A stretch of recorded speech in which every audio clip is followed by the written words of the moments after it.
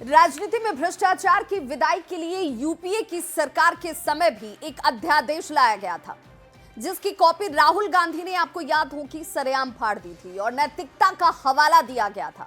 अब जब 130वें संविधान संशोधन विधेयक का विपक्ष विरोध कर रहा है, तो अमित शाह ने कहा कि मनमोहन सिंह सरकार के समय लालू प्रसाद को बचाने के लिए उस अध्यादेश की कॉपी को फाड़ दिया गया था। लेकिन आज वही राहुल गांधी बिहार में सरकार बनाने के लिए लालू प्रसाद से गले मिल रहे हैं।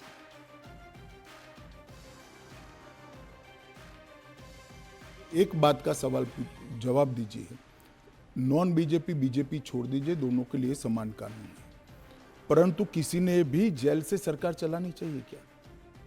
आजादी से अब तक कई सारे नेता जेल में गए, कई सारे मुख्यमंत्री भी गए, मंत्री भी गए, और सबने इस्तीफा देकर जेल में गए। अभी अभी एक ट्रेंड शुरू हुआ कि जेल में जाने के बाद भी इस्तीफा नहीं देना। ढेर सारे ऐसे लोग हैं जिन्होंने इस्तीफा दिया। तमिलनाडु के कुछ मंत्रियों ने नहीं दिया, दिल्ली के मंत्री और मुख्यमंत्री ने नहीं दिया, और सरकार के सचिव, डीजीपी, मुख्य सचिव इनके पास आदेश लेने के लिए जेल में जाएंगे। ये क्या हमारे लोकतंत्र को दुनिया में सम्मान दिलाएगा क्या? ये मुद्दे पर चिंता, चर्चा होनी चाहिए, नहीं होनी चाहिए। और मैं आज जो कांग्रेस पार्टी इसका मुखर कर विरोध कर रही है, वो कांग्रेस पार्टी के एक स्टैंड को ही मैं कह रहा हूं। जब यूपीए की सरकार थी, श्री मनमोहन सिंह जी इनके प्रधानमंत्री थे और लालू प्रसाद यादव जी इनके मिनिस्टर थे। लालू प्रसाद जी को सजा हो गई। मनमोहन सरकार एक ऑर्डिनेंस लेकर आई कि 2 साल की सजा हो तो भी अपील का स्टेज बाकी है तो उनकी सदस्यता नहीं जाती है। यही मॉरल ग्राउंड था जो आप कोट कर रही हैं। तो एक ऑर्डिनेंस लेकर आए कि हम इसको बदल दे रहे हैं। ऑर्डिनेंस से बदलने का कैबिनेट ने प्रस्ताव भी किया।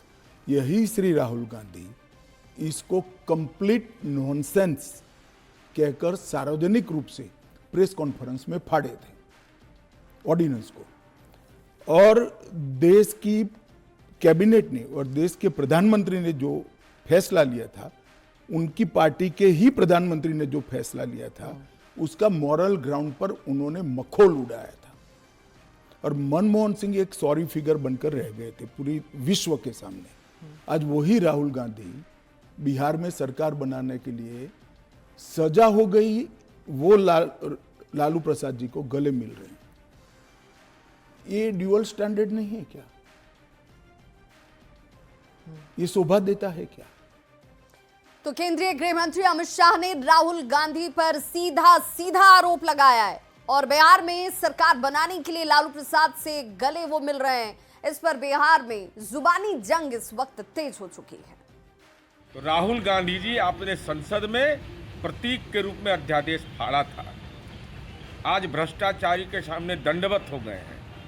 तो क्या जो संविधान में प्रस्तावित संशोधन है उसके प्रति अगर असहमति आपकी है, तो क्या आप यह चाहते हैं कि जेल के अंदर बैठा हुआ कोई व्यक्ति दुर्दांत अपराधी गृह मंत्री बन जाए? देखिए, ये कानून बनाया है इसीलिए जा रहा है कि या तो आप भाजपा में आइए या फिर आप जेल जाइए और अपनी कुर्सी गंवाइए। पूरे देश ने 10 वर्षों में देखा है कि ईडी के छापे सिर्फ विपक्षी नेताओं के घर पड़े हैं और उनमें से जो भाजपा में शामिल हो गए उन पर ईडी की कार्रवाइयां बंद हो गई हैं। मतलब साफ है कि इस देश को गुंडा राज की तरफ धकेलने की कोशिश हो रही है। और भारत में विशेष करके वो दल जो राजनीति को पारिवारिक विरासत समझते हैं, पारिवारिक व्यापार समझते हैं, वैसे दल जेल से ही राज चलाने में विश्वास रखते हैं।